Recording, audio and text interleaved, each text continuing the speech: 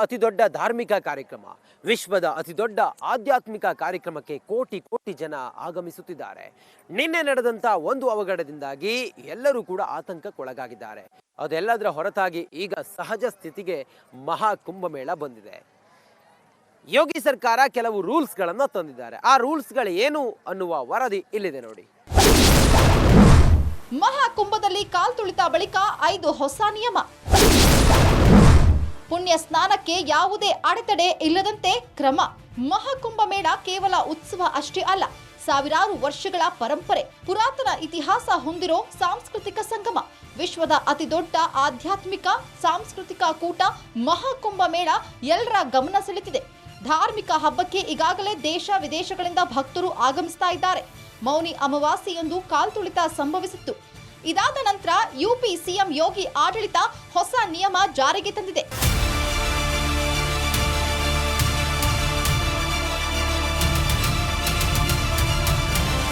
ಯೋಗಿ ಆದಿತ್ಯನಾಥ್ ಸರ್ಕಾರ ಕುಂಭಮೇಳವನ್ನ ಅದ್ದೂರಿ ಮತ್ತು ದೈವಿಕವಾಗಿ ನಡೆಸೋದಕ್ಕೆ ಪಣ ತೊಟ್ಟಿದೆ. ಸಂತರಿಂದ ಹಿಡಿದು ಸಂಗಮ ದಂಡೆಯಲ್ಲಿ ಕುಂಭ ಸ್ನಾನಕ್ಕೆ ಬರುವ ಭಕ್ತರಿಗೆ ಸೌಲಭ್ಯ ಕಲ್ಪಿಸಲಾಗಿದೆ. ವಿಐಪಿ ಪಾಸ್ಗಳನ್ನು ರದ್ದುಗೊಳಿಸಿದೆ. ನಿಯಮಿತ ವ್ಯಾಪ್ತಿಯ ಬಳಿಕ ಯಾವುದೇ ವಾಹನಗಳಿಗೆ ಪ್ರವೇಶ ನೀಡದಂತೆ ಸೂಚಿಸಲಾಗಿದೆ.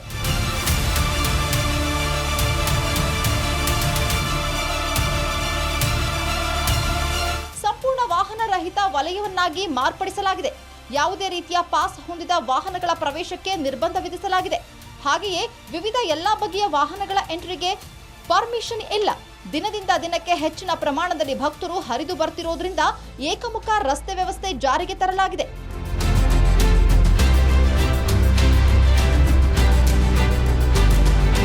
ಪುಣ್ಯ ಸ್ನಾನ ಪೂರೈಸಿದ ಭಕ್ತರು ಹೆಚ್ಚಿನ ಹೊತ್ತು ಸಂಗಮ ಸ್ಥಳದಲ್ಲಿ ಇರದಂತೆ ಕ್ರಮ ವಹಿಸಲಾಗಿದೆ. ಹಾಗೆಯೇ ರೈಲ್ವೆ ನಿಲ್ದಾಣದಲ್ಲಿಯೂ ಜನದಟ್ಟಣೆ ನಿವಾರಣೆಗೆ ಕ್ರಮ ವಹಿಸಲಾಗಿದೆ. ವಿಶೇಷ ರೈಲುಗಳ ವ್ಯವಸ್ಥೆ ಬಗ್ಗೆ ಯುಪಿ ಸಿಎಂ ಯೋಗಿ ಆದಿತ್ಯನಾಥ್ ಮತ್ತಷ್ಟು ಗಮನ ವಹಿಸಿದ್ದಾರೆ. ಹೆಚ್ಚುವರಿ ಬಸ್ಗಳ ಸಂಚಾರಕ್ಕೂ ಕೂಡ ಸೂಚಿಸಲಾಗಿದೆ. ಇನ್ನು ಬೀದಿ ಬದಿ ವ್ಯಾಪಾರಿಗಳು ಬಗ್ಗೆಯೂ ಕೂಡ ನಿಗಾ ವಹಿಸಲಾಗಿದೆ. ಜನದಟ್ಟಣೆ ಇರೋ ಪ್ರದೇಶದಲ್ಲಿ ನಿಯಮ ಮೀರಿ ವ್ಯಾಪಾರ ಮಾಡ್ತಿದ್ರೆ ಅಂಥವರನ್ನ ತೆರವುಗೊಳಿಸುವುದಕ್ಕೆ ಕ್ರಮ ಕೈಗೊಳ್ಳಲಾಗಿದೆ.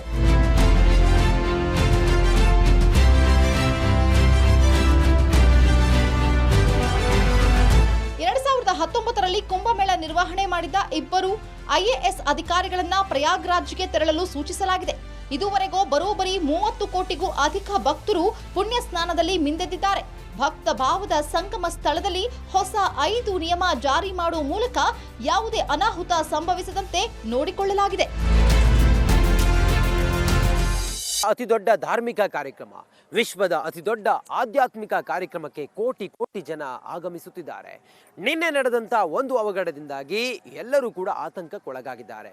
ಅದೆಲ್ಲದರ ಹೊರತಾಗಿ ಈಗ ಸಹಜ ಸ್ಥಿತಿಗೆ ಮಹಾ ಕುಂಭಮೇಳ ಬಂದಿದೆ. ಯೋಗಿ ಸರ್ಕಾರ ಕೆಲವು ರೂಲ್ಸ್ಗಳನ್ನು ತಂದಿದ್ದಾರೆ. ಆ ರೂಲ್ಸ್ಗಳು ಏನು ಅನ್ನುವ ವರದಿ ಇಲ್ಲಿದೆ ನೋಡಿ. ಮಹಾಕುಂಭದಲ್ಲಿ ಕಾಲ್ ತುಳಿತ ಬಳಿಕ 5 ಹೊಸ ನಿಯಮ. ಪುಣ್ಯ ಸ್ನಾನಕ್ಕೆ ಯಾವುದೇ ಅಡೆತಡೆ ಇಲ್ಲದಂತೆ ಕ್ರಮ. ಮಹಾಕುಂಭ ಮೇಳ ಕೇವಲ ಉತ್ಸವ ಅಷ್ಟೇ ಅಲ್ಲ, ಸಾವಿರಾರು ವರ್ಷಗಳ ಪರಂಪರೆ, ಪುರಾತನ ಇತಿಹಾಸ ಹೊಂದಿರೋ ಸಾಂಸ್ಕೃತಿಕ ಸಂಗಮ. ವಿಶ್ವದ ಅತಿದೊಡ್ಡ ಆಧ್ಯಾತ್ಮಿಕ ಸಾಂಸ್ಕೃತಿಕ ಕೂಟ ಮಹಾಕುಂಭ ಮೇಳ ಎಲ್ಲರ ಗಮನ ಸೆಳೆದಿದೆ. ಧಾರ್ಮಿಕ ಹಬ್ಬಕ್ಕೆ ಈಗಾಗಲೇ ದೇಶ ವಿದೇಶಗಳಿಂದ ಭಕ್ತರು ಆಗಮಿಸ್ತಾ ಇದ್ದಾರೆ. ಮೌನಿ ಅಮಾವಾಸ್ಯೆಯಂದು ಕಾಲ್ತುಳಿತ ಸಂಭವಿಸಿತ್ತು. ಇದಾದ ನಂತರ ಯುಪಿ ಸಿಎಂ ಯೋಗಿ ಆಡಳಿತ ಹೊಸ ನಿಯಮ ಜಾರಿಗೆ ತಂದಿದೆ.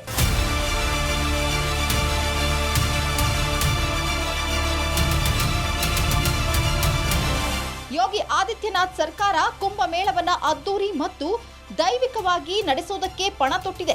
ಸಂತರಿಂದ ಹಿಡಿದು ಸಂಗಮ ದಂಡೆಯಲ್ಲಿ ಕುಂಭ ಸ್ನಾನಕ್ಕೆ ಬರುವ ಭಕ್ತರಿಗೆ ಸೌಲಭ್ಯ ಕಲ್ಪಿಸಲಾಗಿದೆ. ವಿಐಪಿ ಪಾಸ್ಗಳನ್ನು ರದ್ದುಗೊಳಿಸಿದೆ. ನಿಯಮಿತ ವ್ಯಾಪ್ತಿಯ ಬಳಿಕ ಯಾವುದೇ ವಾಹನಗಳಿಗೆ ಪ್ರವೇಶ ನೀಡದಂತೆ ಸೂಚಿಸಲಾಗಿದೆ.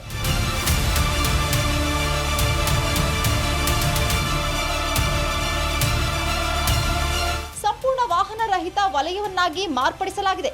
ಯಾವುದೇ ರೀತಿಯ ಪಾಸ್ ಹೊಂದಿದ ವಾಹನಗಳ ಪ್ರವೇಶಕ್ಕೆ ನಿರ್ಬಂಧ ವಿಧಿಸಲಾಗಿದೆ. ಹಾಗೆಯೇ ವಿವಿಧ ಎಲ್ಲಾ ಬಗೆಯ ವಾಹನಗಳ ಎಂಟ್ರಿಗೆ ಪರ್ಮಿಷನ್ ಇಲ್ಲ. ದಿನದಿಂದ ದಿನಕ್ಕೆ ಹೆಚ್ಚಿನ ಪ್ರಮಾಣದಲ್ಲಿ ಭಕ್ತರು ಹರಿದು ಬರ್ತಿರೋದ್ರಿಂದ ಏಕಮುಖ ರಸ್ತೆ ವ್ಯವಸ್ಥೆ ಜಾರಿಗೆ ತರಲಾಗಿದೆ.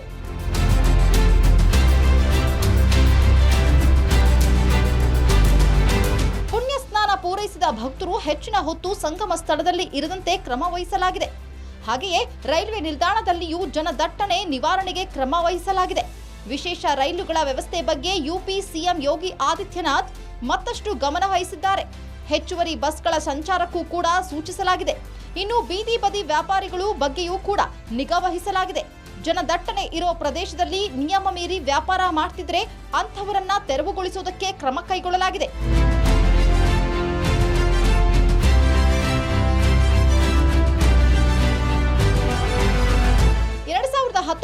ಕುಂಭಮೇಳ ನಿರ್ವಹಣೆ ಮಾಡಿದ ಇಬ್ಬರು ಐಎಎಸ್ ಅಧಿಕಾರಿಗಳನ್ನ ಪ್ರಯಾಗ್ರಾಜ್ಗೆ ತೆರಳಲು ಸೂಚಿಸಲಾಗಿದೆ.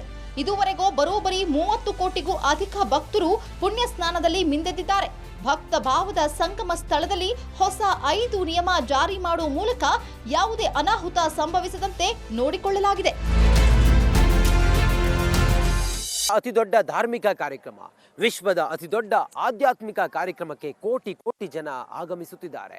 ನಿನ್ನೆ ನಡೆದಂತ ಒಂದು ಅವಘಡದಿಂದಾಗಿ ಎಲ್ಲರೂ ಕೂಡ ಆತಂಕಕ್ಕೊಳಗಾಗಿದ್ದಾರೆ. ಅದೆಲ್ಲದರ ಹೊರತಾಗಿ ಈಗ ಸಹಜ ಸ್ಥಿತಿಗೆ ಮಹಾ ಕುಂಭಮೇಳ ಬಂದಿದೆ.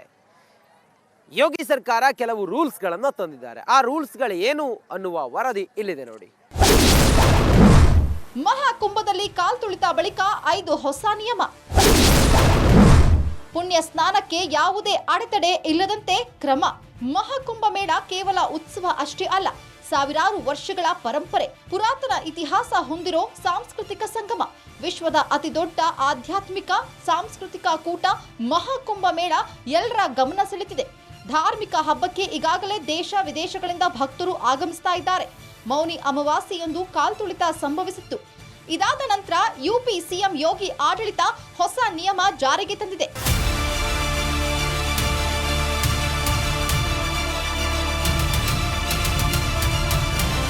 ಯೋಗಿ ಆದಿತ್ಯನಾಥ್ ಸರ್ಕಾರ ಕುಂಭಮೇಳವನ್ನ ಅದ್ದೂರಿ ಮತ್ತು ದೈವಿಕವಾಗಿ ನಡೆಸೋದಕ್ಕೆ ಪಣ ತೊಟ್ಟಿದೆ. ಸಂತರಿಂದ ಹಿಡಿದು ಸಂಗಮ ದಂಡೆಯಲ್ಲಿ ಕುಂಭ ಸ್ನಾನಕ್ಕೆ ಬರುವ ಭಕ್ತರಿಗೆ ಸೌಲಭ್ಯ ಕಲ್ಪಿಸಲಾಗಿದೆ. ವಿಐಪಿ ಪಾಸ್ಗಳನ್ನು ರದ್ದುಗೊಳಿಸಿದೆ. ನಿಯಮಿತ ವ್ಯಾಪ್ತಿಯ ಬಳಿಕ ಯಾವುದೇ ವಾಹನಗಳಿಗೆ ಪ್ರವೇಶ ನೀಡದಂತೆ ಸೂಚಿಸಲಾಗಿದೆ.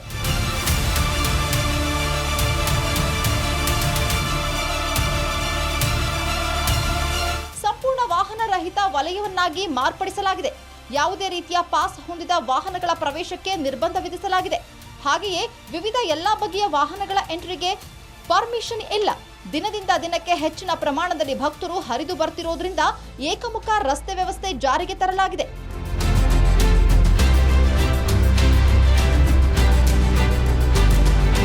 ಪುಣ್ಯ ಸ್ನಾನ ಪೂರೈಸಿದ ಭಕ್ತರು ಹೆಚ್ಚಿನ ಹೊತ್ತು ಸಂಗಮ ಸ್ಥಳದಲ್ಲಿ ಇರದಂತೆ ಕ್ರಮ ವಹಿಸಲಾಗಿದೆ. ಹಾಗೆಯೇ ರೈಲ್ವೆ ನಿಲ್ದಾಣದಲ್ಲಿಯೂ ಜನದಟ್ಟಣೆ ನಿವಾರಣೆಗೆ ಕ್ರಮ ವಹಿಸಲಾಗಿದೆ. ವಿಶೇಷ ರೈಲುಗಳ ವ್ಯವಸ್ಥೆ ಬಗ್ಗೆ ಯುಪಿ ಸಿಎಂ ಯೋಗಿ ಆದಿತ್ಯನಾಥ್ ಮತ್ತಷ್ಟು ಗಮನ ವಹಿಸಿದ್ದಾರೆ. ಹೆಚ್ಚುವರಿ ಬಸ್ಗಳ ಸಂಚಾರಕ್ಕೂ ಕೂಡ ಸೂಚಿಸಲಾಗಿದೆ. ಇನ್ನು ಬೀದಿ ಬದಿ ವ್ಯಾಪಾರಿಗಳು ಬಗ್ಗೆಯೂ ಕೂಡ ನಿಗಾ ವಹಿಸಲಾಗಿದೆ. ಜನದಟ್ಟಣೆ ಇರೋ ಪ್ರದೇಶದಲ್ಲಿ ನಿಯಮ ಮೀರಿ ವ್ಯಾಪಾರ ಮಾಡ್ತಿದ್ರೆ ಅಂಥವರನ್ನ ತೆರವುಗೊಳಿಸುವುದಕ್ಕೆ ಕ್ರಮ ಕೈಗೊಳ್ಳಲಾಗಿದೆ.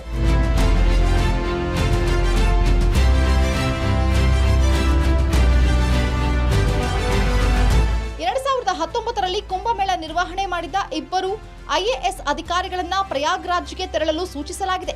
ಇದುವರೆಗೂ ಬರೋಬ್ಬರಿ 30 ಕೋಟಿಗೂ ಅಧಿಕ ಭಕ್ತರು ಪುಣ್ಯ ಸ್ನಾನದಲ್ಲಿ ಮಿಂದೆದ್ದಿದ್ದಾರೆ. ಭಕ್ತ ಭಾವದ ಸಂಗಮ ಸ್ಥಳದಲ್ಲಿ ಹೊಸ 5 ನಿಯಮ ಜಾರಿ ಮಾಡುವ ಮೂಲಕ ಯಾವುದೇ ಅನಾಹುತ ಸಂಭವಿಸದಂತೆ ನೋಡಿಕೊಳ್ಳಲಾಗಿದೆ.